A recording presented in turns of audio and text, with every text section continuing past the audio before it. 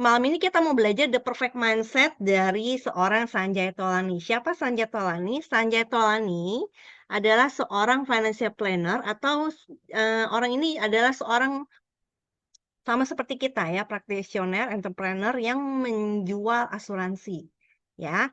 Nah, jadi kita mau bedah isi otaknya. Pertama jadi gini, banyak dari kita, mungkin khususnya juga saya, ketika kita mulai bisnis di insurance ini, kita di otak kita tuh banyak ya yang kita pikirin. Salah satunya, gue harus belajar yang mana dulu nih? Eee, Ilmu komunikasi gue nggak baik nih. Terus apalagi, gue nggak cukup kaya nih untuk bisa closing big case, karena penampilan gue biasa aja. Terus atau apalagi nih, gue, terlalu banyak bicara, gue sanguin banget, gimana ya caranya supaya gue jadi pendengar yang baik, ya. Banyak, istilahnya yang ada di otak kita lah, yang bikin kita kok kayaknya jadi stuck, mau maju jadinya nggak bisa, ya. Nah, ternyata, si Sanjay Tolani ini punya, pemikiran yang berbeda. Setelah dia menjalankan si bisnis insurance ini, ya, ada hal yang sangat penting yang kita perlu ketahui. Sorry, ada yang bocor, boleh tolong di-unmute? Nah, di sini why is a right mindset is important. Kenapa sih punya mindset yang benar itu penting? Ya, si Sanjay tuh bilang kayak gini. Sekalinya kita bisa ubah mindset kita, everything outside will change along with it. Jadi, sekalinya kita bisa merubah mindset kita, segalanya sesuatu itu akan berubah dengan sendirinya. Ya, kita akan ketika kita berhasil berubah mindset itu kita sekeliling kita, apapun yang kita lakuin itu akan berubah.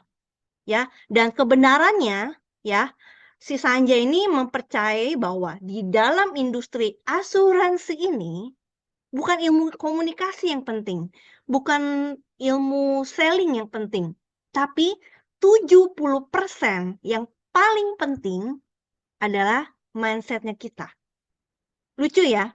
Jadi, kalau kita pinter selling, kalau kita pinter dalam hal menjelaskan mungkin Windok, atau kita sebagai seorang financial planner yang mungkin udah luar biasa hebat, tapi kita tidak punya mindset yang benar, ya, itu menurut Sanjay Tolani nothing, ya, nggak ada apa-apanya dan tidak akan bisa sukses. Ya, kalau teman-teman lihat nih saya sengaja gedein ya, 70% loh. Ya, ini angka yang benar-benar waktu saya baca gila 70%, gede banget ya. Nah, pas saya baca halaman berikutnya Sanjay bilang seperti ini. Sebagai new agent, baik mungkin teman-teman, mungkin juga saya karena saya termasuk masih baru ya, ternyata punya mindset yang benar dan teknik yang benar itu penting. Jadi kalau kita mau closing big case, kata Sanjay Tolani nih, kita cukup perlu punya mindset yang benar, dan kedua, teknik yang benar. Ya, nah selanjutnya di sini. Sanjay Tolani ada menceritakan hal ini. Jadi kan si Sanjay Tolani dia sudah seorang, dia tuh menjual asuransi bukan cuma di satu negara ya teman-teman. Dia menjual asuransi tuh di banyak negara. Ya, dan dia sudah ketemu banyak menti. Menti itu seorang agent yang mau mencapai MDRT ya, kita sebutnya menti.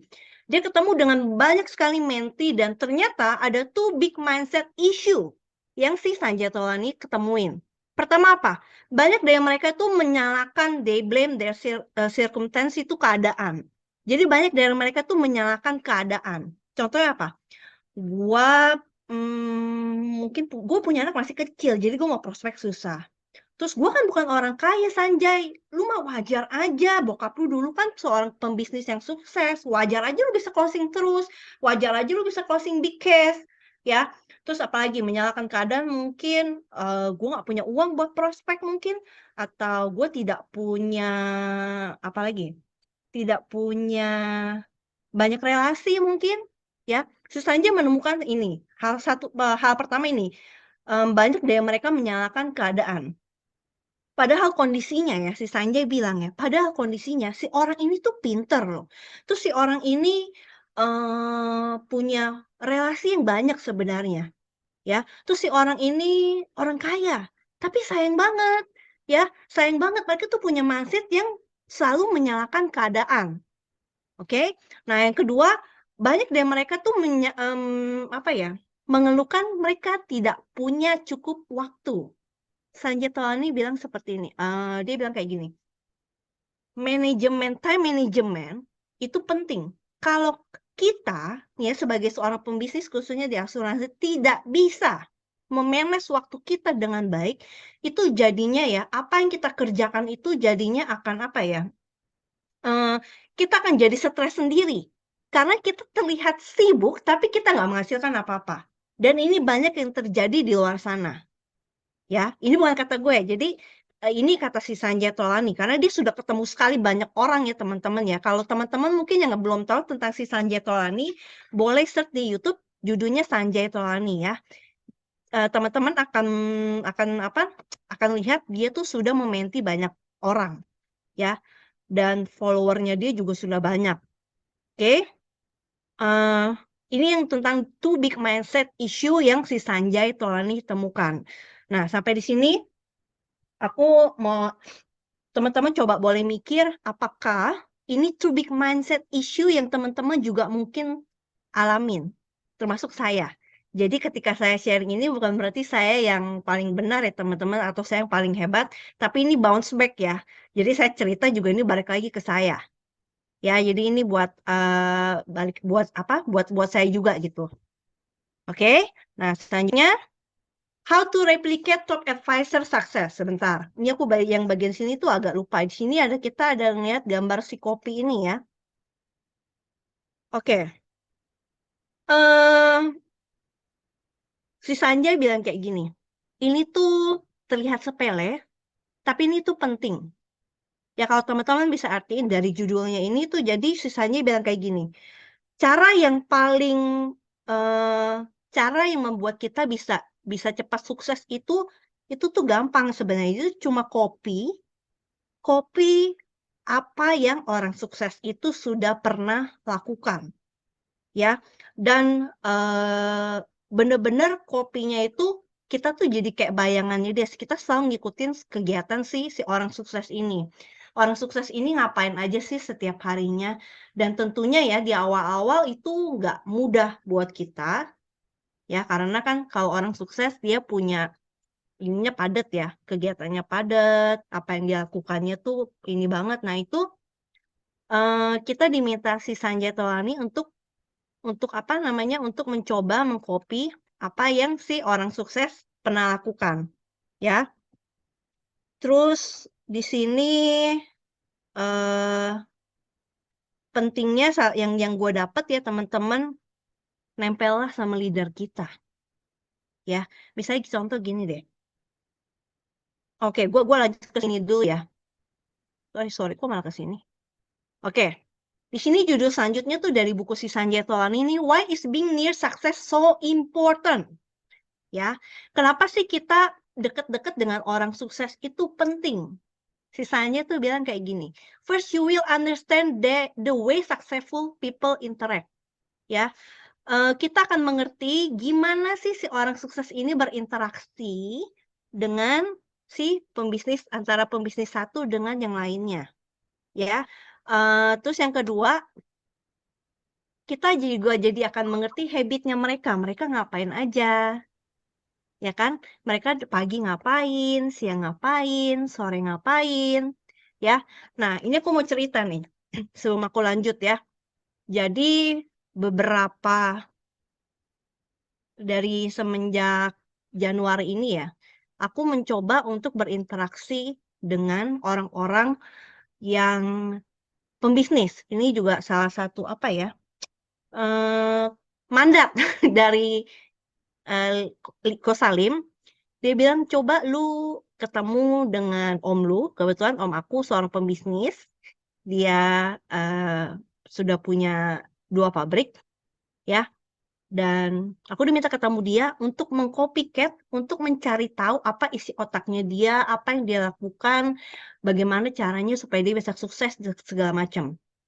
Oke, itu orang pertama. Orang kedua, saya bertemu dengan mantan bos saya yang juga sudah punya 6 pabrik, ya. Nah, yang terakhir saya bertemu dengan jadi om saya ini umurnya baru 42 kalau nggak salah.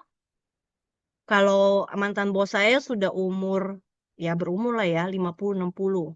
Nah, yang terakhir saya ketemu dengan teman saya yang seumuran dengan saya, suaminya umur 40. Dia juga seorang pembisnis sukses sih menurut saya ya.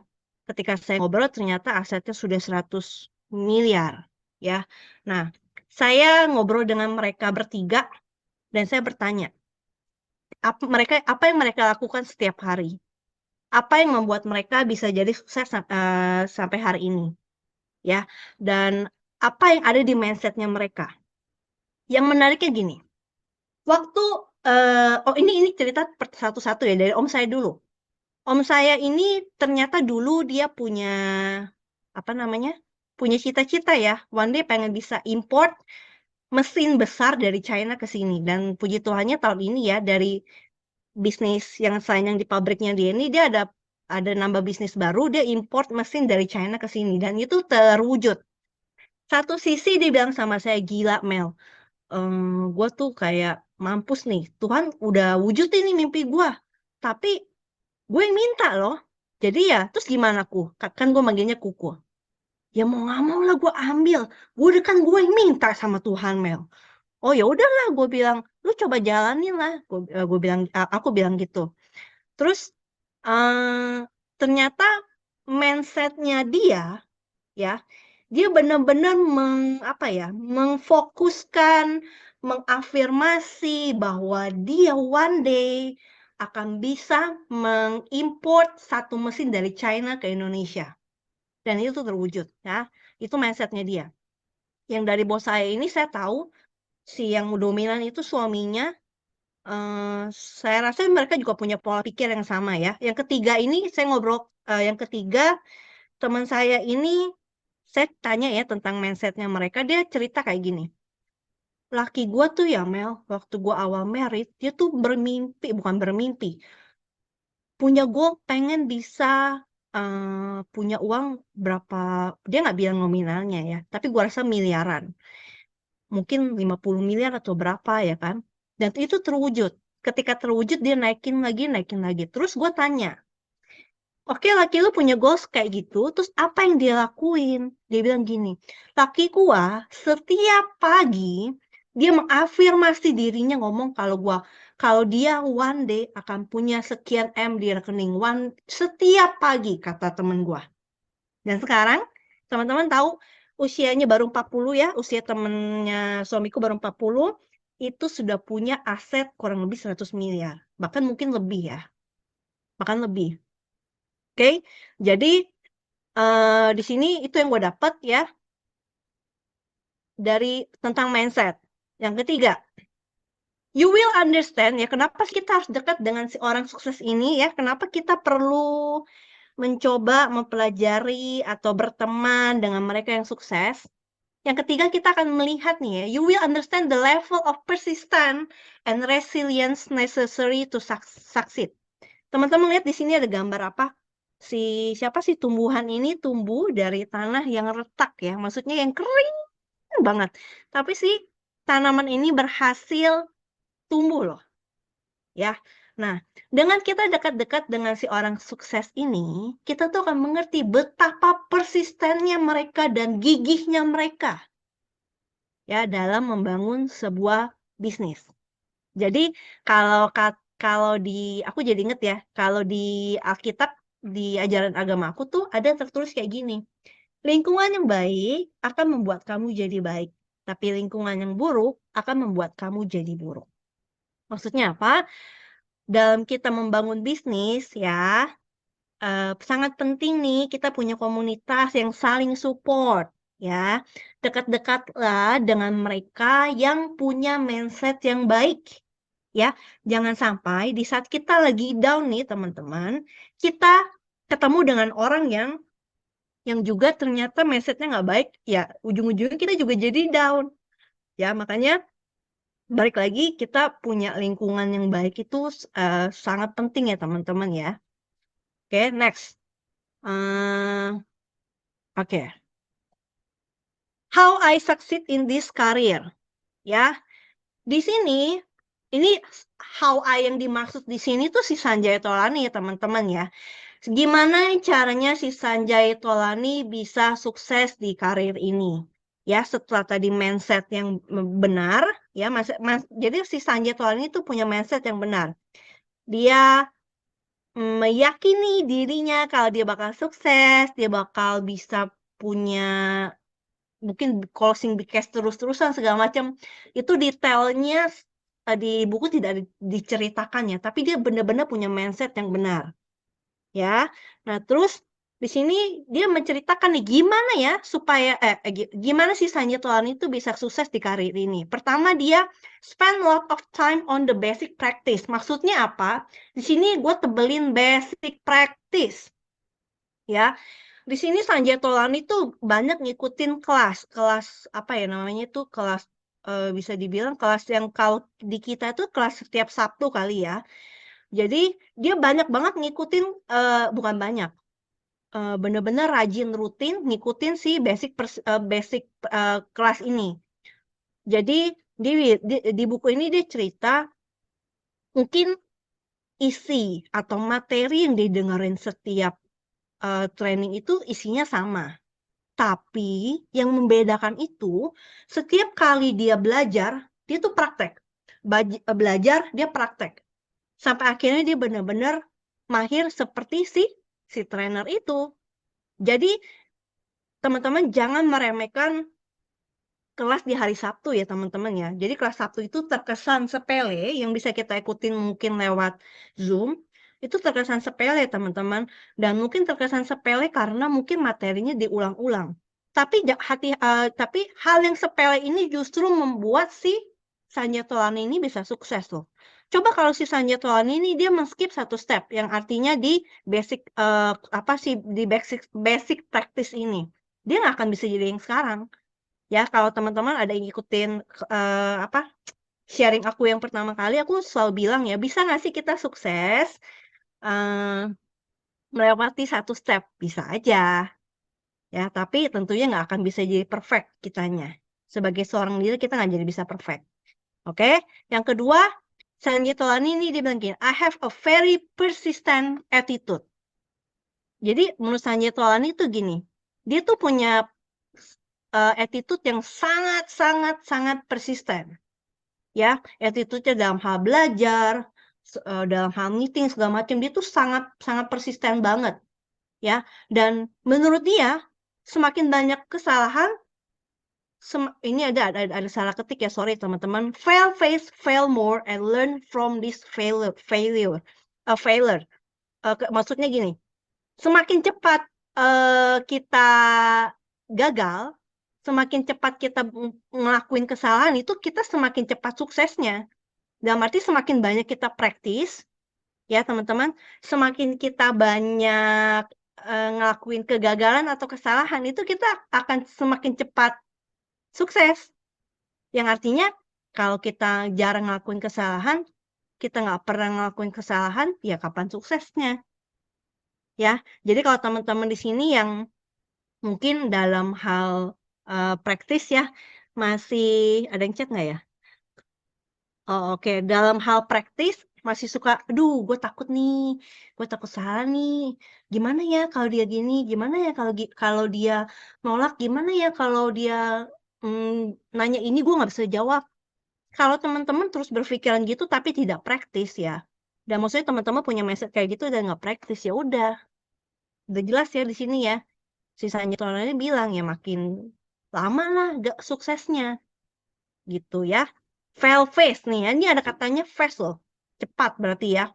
Nah yang ketiga, helping people you care about and finding every means necessary to solve their problem. Ada kata care di sini yang gue tebelin. Jadi Sanjay Tolani ini dalam setiap kali dia ketemu orang, Dia tuh punya mindset, ketika dia ketemu orang itu, dia pengen ketemu orang yang memang dia care, yang dia sayang, ya. Gue pernah ngikutin YouTube-nya dia tentang jadi gini, dia ada cerita ya, gimana caranya sukses di tahun 2023 ini salah satunya cari orang yang memang lu sayang, yang memang lu peduli sama dia. Yang kalau amit-amit nih keluarganya kenapa-napa, lu akan sedihnya setengah mati. Kalau memang lu nggak care sama dia, ketemuin dia. Tapi kalau lu nggak care, ya udah nggak perlu. Nah, ini kuncinya si Sanjay Tolani ya. Makanya dia bisa persisten untuk ketemu sama orang. Jadi dia ketemuin orang-orang yang memang dia care ya. Oke? Jadi ini yang salah satu tiga kunci yang membuat si Sanjay Tolani sukses. Oke? Nah, how I got my first few prospects. Ya, di sini ada judulnya Many Routes That Lead to Rome. Ini gue suka ininya ya. Waktu gue baca ini gue ketawa. Ada jalan banyak jalan menuju Roma kalau di bahasa Indonesianya. Ya. Jadi di partnya ini si Sanjay Tolani itu sharing kayak gini. Case pertamanya dia ya. Jadi ada satu keluarga si si anak ini boros banget nih, teman-teman. Tapi si bapaknya care banget. Ya, si bapaknya ini justru sangat khawatir. Aduh, ini bagaimana ya? Bagaimana nasib anak gua? Bagaimana nasib masa depan anak gua? Jadi setiap kali siapa namanya si Sanjay Tolani ini yang mau prospekin si anak ini, itu tuh selalu gagal. Karena yang ada di otak anaknya ini, dia dapat duit ya cuma buat belanja, beli tas, beli sepatu bermerek, segala macam. Ya, tapi Sanjay Tolani punya punya ini ya, punya quote kayak gini, selalu ada jalan menuju Roma. Dia nggak kehilangan akal. Dia cari tahu siapa ya pemegang kunci dari anak ini, ternyata bapaknya. Ya ketemuin lah bapaknya dan akhirnya closing. Ya, itu closing pertamanya si Sanjay Tolani.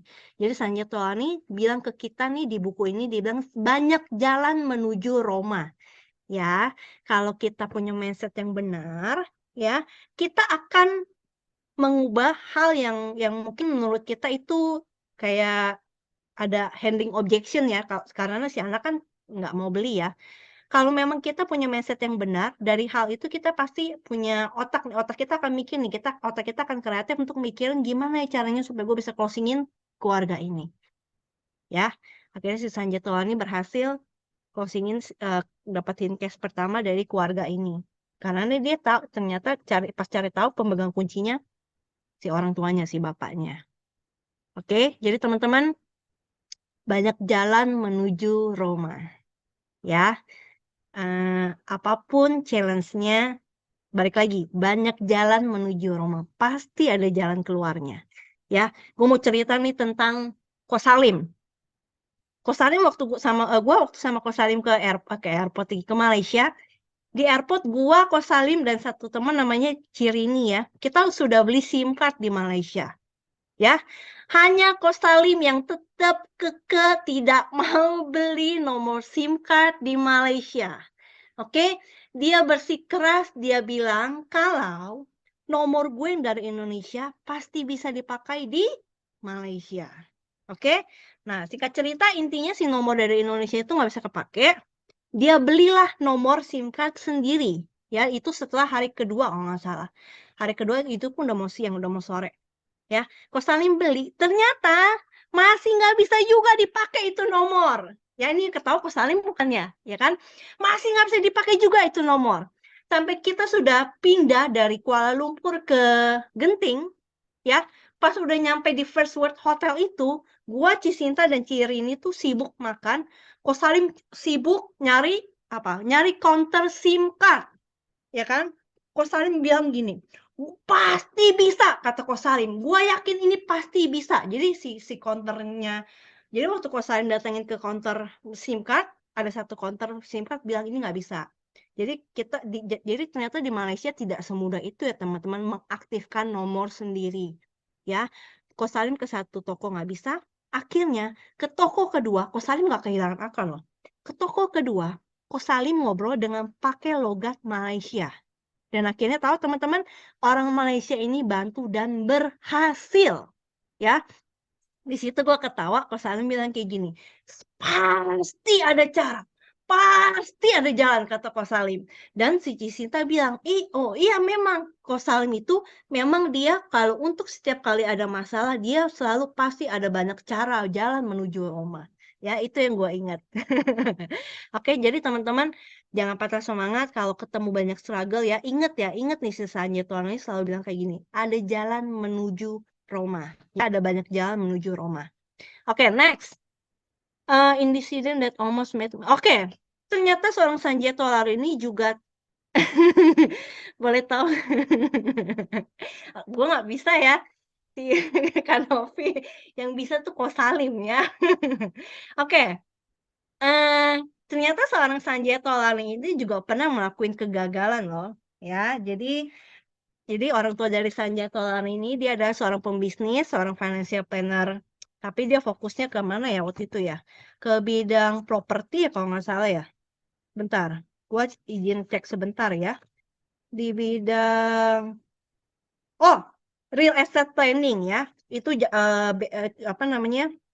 Levelnya udah internasional ya. Eh waktu orang tuanya meninggal, si Sanjay Tolani ini kan yang nerusin ya. Si Sanjay Tolani tadinya berpikir sudah berhasil nih, sudah berhasil meneruskan bisnis orang tuanya, papanya. Ya, ternyata ketika diaudit, ya, secara keuangan itu benar-benar ambruk. Perusahaannya itu benar-benar ambruk, benar-benar hancur karena karyawannya sendiri itu dia apa ya? Kalau nggak salah dia memasukkan data ya. Jadi ada yang korupsi segala macam lah intinya ya. Sampai akhirnya beberapa karyawan yang terdekatnya itu dia dipecat ya. Dari sebagai seorang si Sanjay Tolani ini benar-benar at that time itu sangat-sangat down. Ya karena gila ini muka gue mau taruh mana, bokap gue udah bangun ini perusahaan besar-besar, ternyata dia dalam satu hari itu bikin itu perusahaan istilahnya hancur babak belur. Ya, sampai singkat cerita dia kayak dapat mimpi gitulah ya. Bapaknya bilang, "Ayo coba lagi." Itu kan maksudnya kegagalan itu jangan anggap kegagalan seumur hidup, intinya kayak gitu-gitu bla bla bla, ya kan. Si Sanjay Tolani semangat lagi. Itu Sanjay Tolani punya mindset kayak gini. Ini lucu ya. Teman-teman boleh baca ya. A funny things happen when you change your internal locus from why did this happen to me to what can I do about this? Ya. Jadi ketika sesuatu hal terjadi di kita, hal yang buruk ya, kalau kita bisa punya mindset yang benar dengan berpikir jangan berpikir apa ya yang gue bisa lakuin dari sorry, ulang. Ketika hal buruk yang terjadi di teman-teman ya, kalau teman-teman bisa mengubah mindset teman-teman dari yang kenapa sih ini terjadi ke gue menjadi apa ya yang bisa gue lakuin setelah ini. Meskipun gagal loh ya teman-teman, kalau teman-teman punya mindset apa ya yang bisa gue lakuin setelah ini, itu akan membuat teman-teman bergerak maju. Ya, karena banyak orang di luar sana bilang kayak gini, yang punya masalah, aduh gue stres nih, gue punya banyak masalah. Contoh ya, gue kelit hutang. Kasian nih hidup gue ya. Kayaknya hidup gue malang banget deh. Kayaknya gue gak bakal bisa sukses deh. Udah malah gue miskin. Gimana gue bisa ketemu orang kaya? Orang gue aja gak punya apa-apa. Gue pakai tas jelek. Penampilan gue biasa aja. Gimana gue bisa closing big cash? Terus gue lagi kelit hutang nih. Gimana gue bisa ketemu customer? Gimana gue bisa ketemu nasabah? Nah, kalau kita punya mindset yang kayak gitu, itu tidak akan membuat kita maju. Tapi di saat kita lagi terpuruk, lagi down, kita bisa mikir, oke, gue kelilit hutang, terus apa ya yang bisa gue lakuin ya? Nah, ini teman-teman bisa coba lakuin. Ya, dari kasusnya si Sanjay Tolani ini, ubah mindsetnya ya. Dari ketika hal buruk terjadi, coba ubah mindsetnya. Oke, ini udah hancur nih. Ini gue udah salah nih, closingan gue, ini gue udah nggak closing nih case gue. Atau, oke, cara prospek gue salah nih. Ubah mindsetnya, jangan mengasihani diri, tapi belajar. Oke, gue udah salah kemarin, terus sekarang gue harus ngapain ya? Kalau teman-teman buntu, teman-teman boleh langsung telepon leader-nya masing-masing. Jadi leader-nya teman-teman bisa langsung mendirect atau membantu teman-teman, mengarahkan apa yang harus teman-teman lakuin. Oke, next. Eee, ini si Sanjay Tolani intinya di sini dia cerita mentornya dia si ayahnya sendiri atau bapaknya sendiri ya, teman-teman ya. Jadi seorang mentor ini sangat penting dalam kita menjalankan bisnis ya, dan mentor kita sendiri itu adalah leader kita. Ya, teman-teman. Teman-teman, jadi intinya nempel sama leader itu sangat penting ya, teman-teman ya. Supaya kenapa? Leader kita bisa tahu apa sih yang ada di pikiran kita dan kita juga bisa tahu apa yang ada di pikiran leader kita. Awal gue masuk ke bisnis ini, Ko Salim menyarankan gue untuk ketemu dia dan Cisinta itu seminggu sekali. Sebelum Ko Salim sama Cisinta cerita pun gue udah tahu, oh iya kok, supaya gue bisa mengcopy kalian ya. Dan itu tanpa dikasih tahu pun gue tahu, karena di sekolah itu Eee, karena kan gue ngajar anak-anak ya, anak-anak sangat cepat mengcopy apa yang kita lakuin ya, tanpa kita kasih tahu. Nah, kalau gue, makanya dari situ gue tiap kali ketemu Ko Salim, setiap yang Ko Salim lakuin termasuk apa, maksudnya bukan termasuk waktu Ko Salim ngupil ya, tapi maksudnya waktu Ko Salim ngangkat telepon, Ko Salim, apa namanya, mimpin meeting, meeting group, mimpin meeting besar, ketemu orang, gue tuh selalu melihat secara detail dan gue mengcopy itu semua. Yang baik gue ambil, yang jelek gue buang, ya. Termasuk kebiasaan jelek Ko Salim, apa ya, nggak jadi deh, itu skip. Oke, ya, teman-teman, jadi mentor itu sangat penting. Next, how I found purpose in what I do. Menemukan purpose dalam menjalankan bisnis ini sangat penting ya teman-teman, dan ini ketika si Sanjay Tolani berhasil menemukan purpose-nya dia di dalam bisnis ini, itu membuat dia bergerak makin mantap, makin, eee, cepat ya.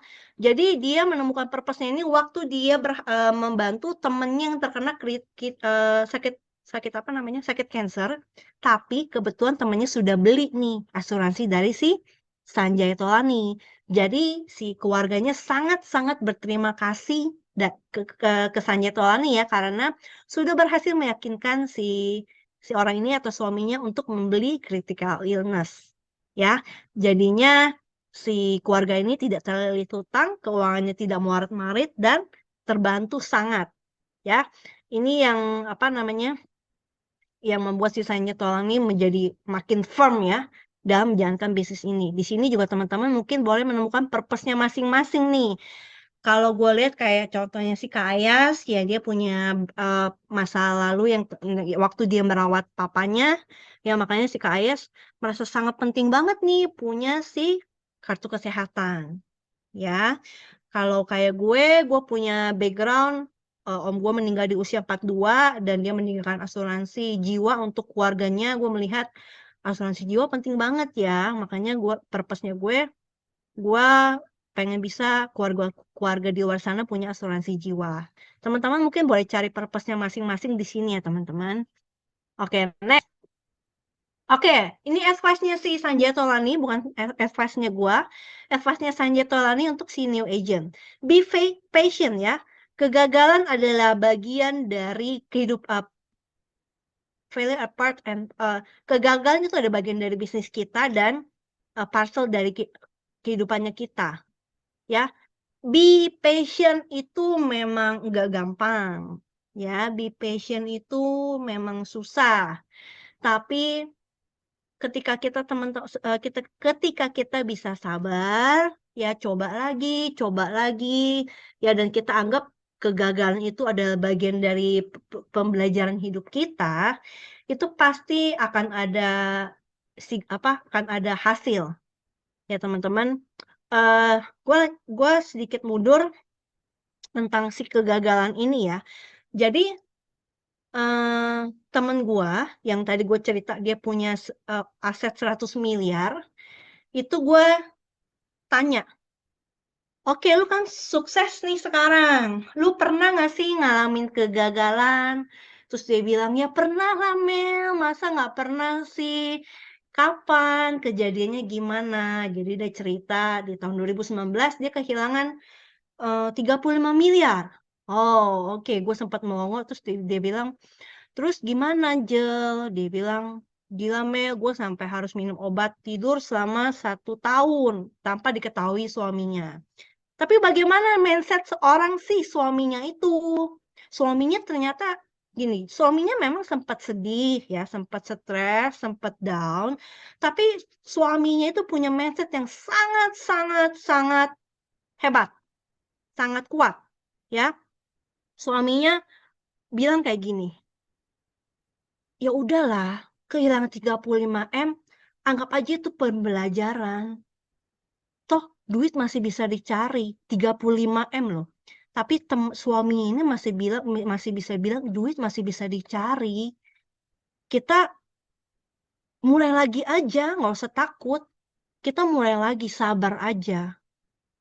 Ya, teman-teman. Jadi karena si suaminya teman gue ini punya mindset yang seperti itu ya, jadi akhirnya dia bisa sukses. Jadi dalam 2 tahun ini balik lagi tuh. Jadi keuntungan perusahaannya balik lagi 35 M ada, mereka dapetin itu. Dan si suaminya juga sabar banget ya, sabar banget, punya ilmu komunikasi yang baik, juga orangnya sabar sampai akhirnya ya dia bisa sukses sampai sekarang, ya. Jadi si orang ini menganggap kalau kegagalan itu bagian dari hidup, ya jadi ya dinikmatin aja. Nah itu benar si Kubon bilang ya, duit memang bisa dicari, akal sehat ini susah banget dibenerin. Untungnya si suaminya teman gue ini dia punya mindset yang benar. Coba kalau enggak, udah istrinya lagi down, suaminya down, hancur udah dua-duanya. Ya, oke. Nah lanjut.